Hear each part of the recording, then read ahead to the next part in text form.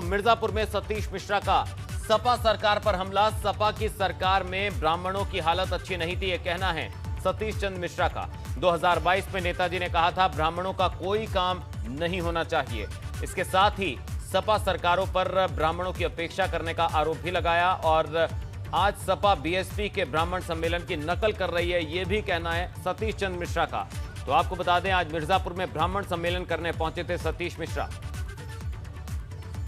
Samajwadi party ने जब जब इनकी सरकार बनी, पहले भी और बाद में भी, तो चाहे ब्राह्मण समाज के लोग हों, चाहे दलित समाज के लोग हों, ये उनके हमेशा पहले ठिकाने पे रहे। और 2012 की सरकार में तो मुखिया ने स्वयं कह दिया था अपनी मीटिंग में कि ब्राह्मण समाज का कोई काम नहीं होना चाहिए, इनका काम नहीं किया जाएगा, और ये अखबार में भी छप गया था। उसके बाद उसकी बड़ी लीपा पोती करते रहे। आज जब ब्राह्मण समाज इकट्ठा हो रहा है, जब एक साथ हो रहा है, एकजुट हो रहा है, इन अत्याचारों का बदला लेने के लिए तैयार हो गया है, तो फिर ये लोग कहते हैं कि नहीं हम भी ब्राह्मण सम्मेलन करेंगे, हम मिश्रा जी के पीछे पीछे चलेंगे। और आइए अब बात करते हैं भारतीय किसान यूनियन के अध्यक्ष और बालियान खाप पंचायत के मुखिया नरेश टिकैत के उस बयान की जिसकी वजह से मुजफ्फरनगर की खाप पंचायतों में दो फाड़ हो गया है।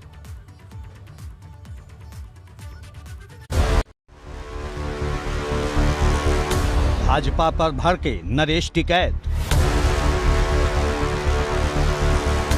भाजपा नेताओं पर बड़ा अटैक। आंदोलन को लेकर नरेश टिकैत की चेतावनी। नहीं चलेगी भाजपा नेताओं की मनमानी।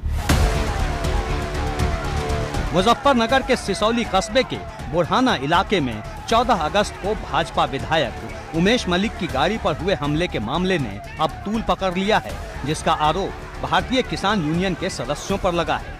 इसे लेकर अब भारतीय किसान यूनियन के अध्यक्ष नरेश टिकैत ने सीधे केंद्रीय मंत्री संजीव बालियान और उमेश मलिक के खिलाफ मोर्चा खोल दिया है। मामले को लेकर टिकैत ने मासिक पंचायत में जमकर भड़ास निकाली और दावा किया कि अगर अब भी नहीं सुधरे तो 5 सितंबर को होने वाली किसान महापंचायत में सबका इलाज कर दिया जाएगा।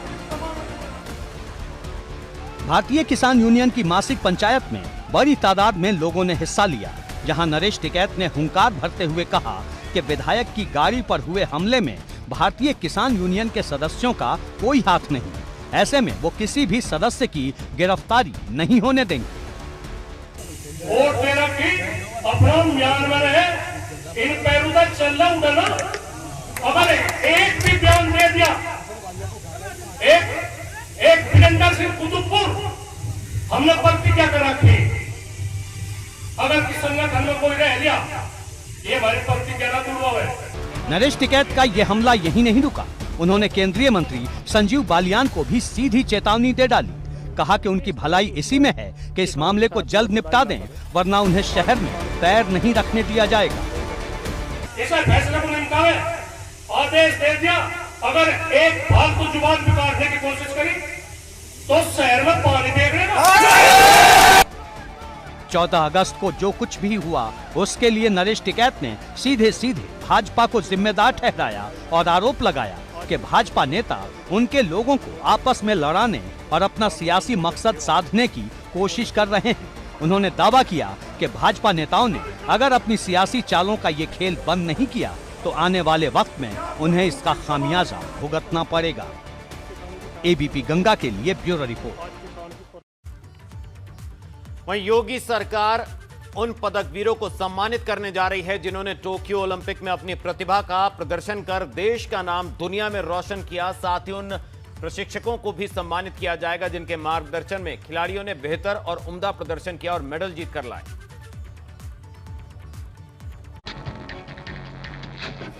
प्रदेश की योगी सरकार का फोकस खेल और खिलाड़ियों पर लगातार है।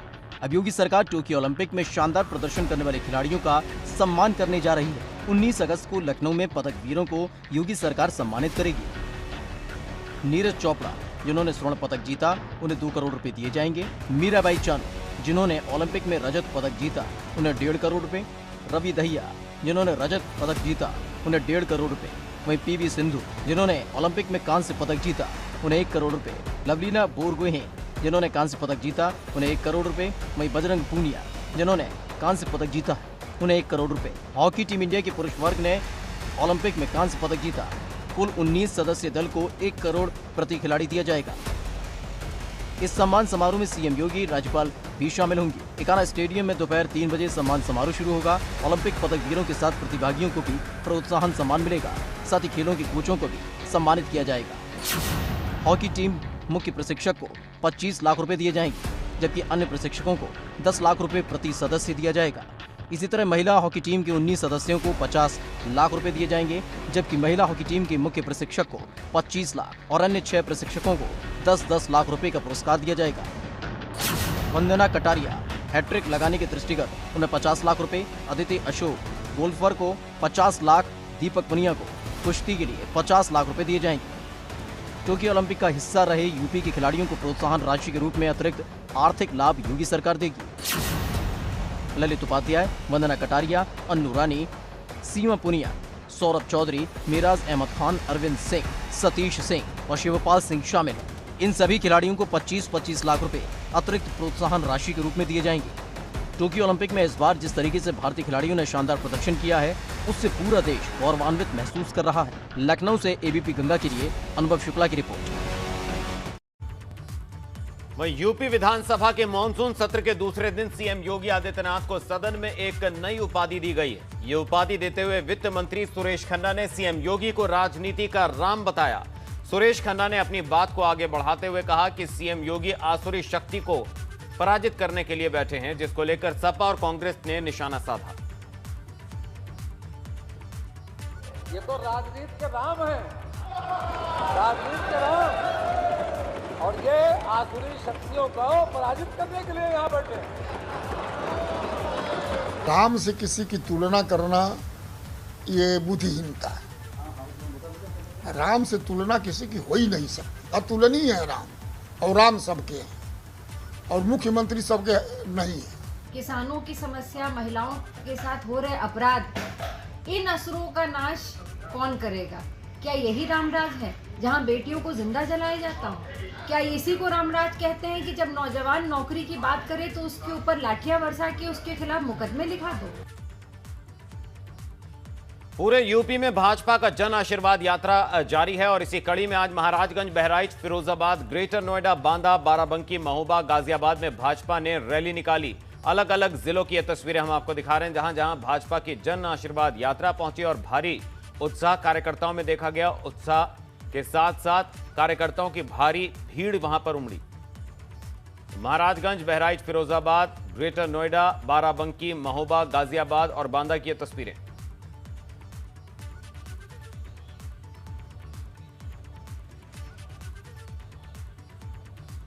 वहीं भाजपा की जन आशीर्वाद यात्रा बाराबंकी के देवा विकासखंड पहुंची, जहां सांसद कौशल किशोर सहित भाजपा के कई बड़े नेताओं ने स्वागत किया। जिले में आशीर्वाद यात्रा का आज दूसरा दिन था और सीतापुर जाते समय रास्ते में जगह जगह जन आशीर्वाद यात्रा का स्वागत किया गया। इस दौरान देवा ब्लॉक प्रमुख ने छपरा स्कूल में स्वागत समारोह का आयोजन किया था, जहां भाजपा सांसद कौशल किशोर ने जनसभा को भी संबोधित किया।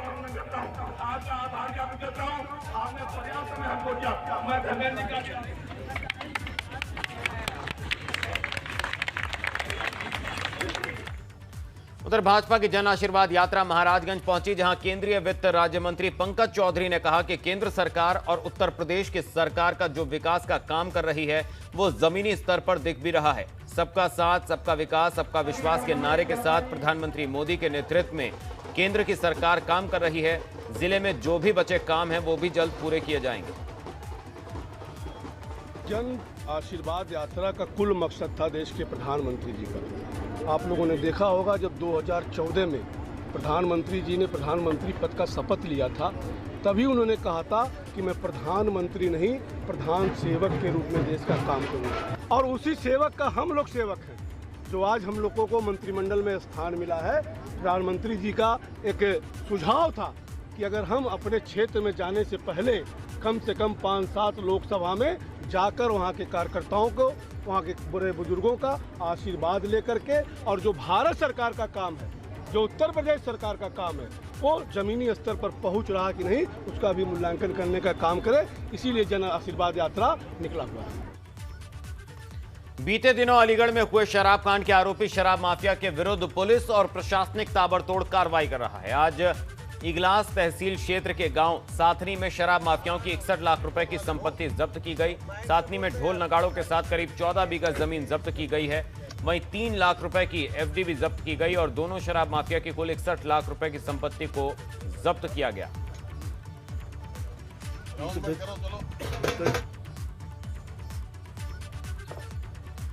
पश्चिमी यूपी के मोस्ट वांटेड अपराधी बदन सिंह बद्दो ने पुलिसिया दावों को एक बार फिर से उनकी हवा निकालते हुए सोशल मीडिया पर एक पोस्ट लिखकर पुलिस को चुनौती दी है। मेरठ में पुलिस कस्टडी से फरार हुए पश्चिमी उत्तर प्रदेश के मोस्ट वांटेड बदन सिंह बद्दो को कई प्रदेशों की पुलिस ढूंढ रही है और 2 साल बाद भी पुलिस के हाथ खाली है। लेकिन समय समय पर बदन सिंह बद्दो सोशल मीडिया के माध्यम से पुलिस को चुनौती देता आया है। कभी व्हाट्सएप कॉल पर मेरठ के व्यापारियों को धमकाने का उसका ऑडियो वायरल होता है, तो कभी फेसबुक पर वो अपनी अलग अलग लोकेशंस डालकर पुलिस को गुमराह करता है। इस बार बदन सिंह बद्दो ने फेसबुक पोस्ट के जरिए यूपी के पूर्व डीजीपी ब्रजलाल और एक एडीजी रैंक के अधिकारी पर बेहद गंभीर आरोप लगाकर सनसनी फैला दी है। आपको बता दें कि बदन सिंह बद्दो पर 2.5 लाख रुपए का इनाम घोषित है और पुलिस पिछले तकरीबन 3 साल से उसे खोजने की कोशिश कर रही है। पोस्ट सामने आने के बाद पुलिस पोस्ट का आईपी एड्रेस खंगालने में जुटी है। पुलिस दावा कर रही है कि जल्द ही बदन सिंह बद्दो गिरफ्तार किया जाएगा। हमारा फरारशुदा अपराधी है, हमारी टीमें इसकी तलाश में लगी हुई हैं। इससे जुड़ा हुआ कोई भी इनपुट, कोई भी ऐसी सूचना जो कि कितनी भी कम विश्वसनीयता उसकी हो, लेकिन हमारे लिए वो एक इम्पोर्टेंट इंटेलिजेंस है। आपने बिल्कुल सही कहा कि अभी थोड़े दिन पहले एक फेसबुक पर कोई ऐसा एक पोस्ट आई जिससे प्रतीत हुआ कि ये शायद उसके द्वारा डाली गई है। हमने उसको गंभीरता से लिया है। वहीं रामपुर में चाइनीज मांझे के इस्तेमाल करने वाले और बेचने वालों के खिलाफ सख्त कार्रवाई होगी और प्रशासन ने ऐसे लोगों के खिलाफ रासुका यानी गैंगस्टर एक्ट के तहत कार्रवाई करने की बात कही है।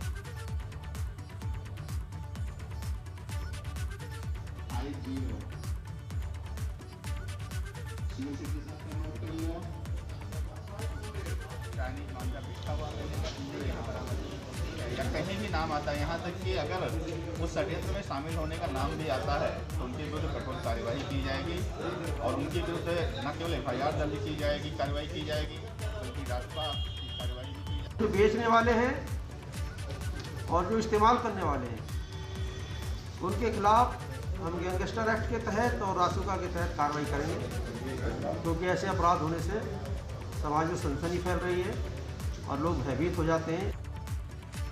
और इसी बीच बड़ी खबर आ रही है, रुक करेंगे बड़ी खबर का। प्रियंका गांधी वाड्रा और भाजपा के बीच ट्विटर वॉर।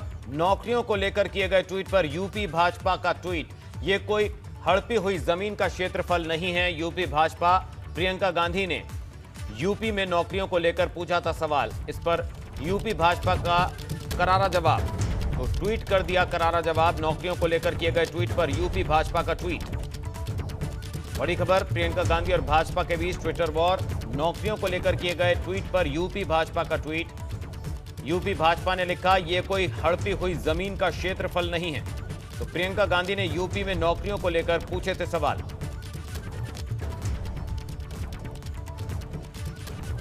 तो ट्वीट का जवाब ट्वीट से इस वक्त की बड़ी खबर।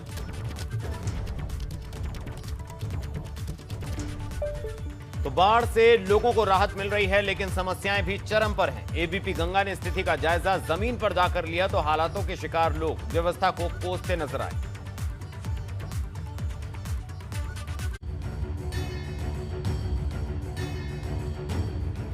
बाढ़ का पानी उतर गया है, लेकिन अपने पीछे बदहाली की वो तस्वीर छोड़ गया है जिसे देखकर लग रहा है कि व्यवस्थाओं को दुरुस्त करने के लिए बड़े स्तर पर काम करने की जरूरत है। वाराणसी के घाट की इन तस्वीरों को देखिए। किनारों पर मिट्टी जमा है और उस मिट्टी को हटाया जा रहा है, जिसकी वजह से यहाँ परेशानियां ही परेशानियां नजर आ रही हैं। देखिए, ये लोग यहाँ एक कमरे में 4 से 6 परिवार एक कमरे में हैं और ये सब लोग अपने घरों को छोड़कर यहाँ पर हैं, क्योंकि इनके घरों में पानी, बाढ़ का पानी आ गया था। समस्याएं अभी खत्म नहीं हुई हैं, बाढ़ राहत की सामग्री इन्हें मिली है, लेकिन परेशानियां किस कदर हैं और हैं या नहीं है, ये हम सच जाने। बहुत परेशानियां हैं। वरुणा का जलस्तर भी घट रहा है, लेकिन लोग अभी भी घरों तक नहीं जा पा रहे। बाढ़ राहत कैंप ही अभी भी आसरा है, लेकिन गंदगी और भोजन न मिलने से लोग परेशान हैं। हालांकि कोशिशें जारी हैं, लेकिन व्यवस्थाएं दुरुस्त होने में अभी वक्त लगेगा। जलस्तर कम होने से बाढ़ जैसे हालात से राहत तो मिल गई है, लेकिन अब बाढ़ के बाद के हालातों की चुनौती प्रशासन के सामने खड़ी है। हालांकि दावों से उम्मीद भी है कि जल्द ही इन हालातों से भी राहत मिल जाएगी। वाराणसी से नीतीश पांडे के साथ ब्यूरो रिपोर्ट, एबीपी गंगा।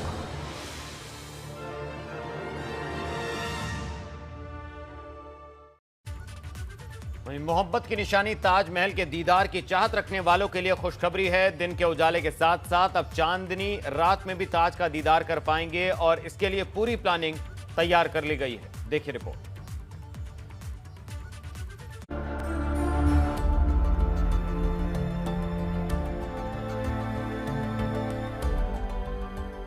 मोहब्बत की निशानी पर्यटकों से होगी गुलजार। रात में भी होगा ताज का दीदार, जिसे इश्क की जिंदा इमारत कहा जाता है, जिसकी संगमरमरी इमारत में मिलता है दिल को सुकून। उस ताज का दीदार दिन के उजाले के साथ साथ अब रात को भी हो सकेगा। कहा जाता है चांद की रोशनी जब इस ताजमहल पर पड़ती है तो ताजमहल और भी खूबसूरत नजर आता है और उसकी खूबसूरती को पर्यटक चांदनी रात में निहार सकेंगे।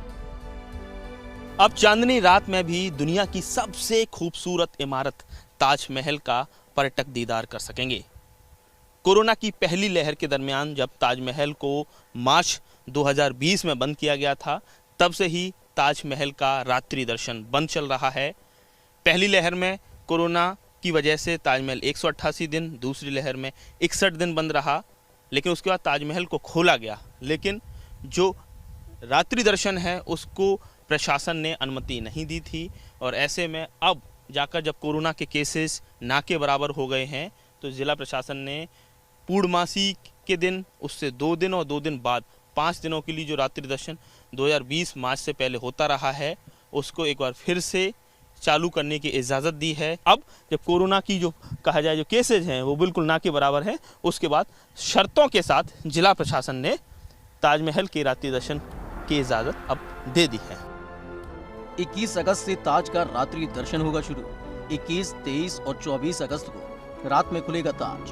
3 अलग अलग स्लॉट में पर्यटक करेंगे ताज का दीदार। रात 8:30 बजे से लेकर रात 10 बजे तक होगा ताज का दीदार। दर्शकों को सुविधा देते हुए अब हम जो माननीय सुप्रीम कोर्ट के आदेश के तहत पूर्णिमा से 2 दिन पहले, पूर्णिमा के दिन और पूर्णिमा के 2 दिन बाद, यानी महीने में 5 दिन जो ताजमहल का नाइट व्यू होता है उसको ओपन करने जा रहे हैं 21 तारीख से। चूँकि 20 तारीख को शुक्रवार है और 22 तारीख को रविवार होने के कारण जो साप्ताहिक लॉकडाउन रहेगा, इस वजह से 2 दिन ये रात्रि दर्शन नहीं होगा। तो इस महीने जो है 21, 23 और 24 अगस्त को नाइट व्यू ओपन रहेगा, जिसकी टिकट हमेशा की तरह माननीय सर्वोच्च न्यायालय के आदेशानुसार 22 माल रोड से 1 दिन पहले टिकट लेना होंगे। दरअसल कोरोना काल की वजह से ताजमहल को पिछले साल 17 मार्च को बंद कर दिया गया था और तभी से रात में ताज के दीदार के शेड्यूल को रोक दिया गया था। ताज का ताला तो खुला, लेकिन पर्यटक सिर्फ दिन में ही ताजमहल का दीदार कर पाते थे। लेकिन एक बार फिर से चांदनी रात में ताज को खोलने का फैसला जो लिया गया है उससे पर्यटक भी बेहद खुश है। आगरा से एबीपी गंगा के लिए नितिन उपाध्याय की रिपोर्ट।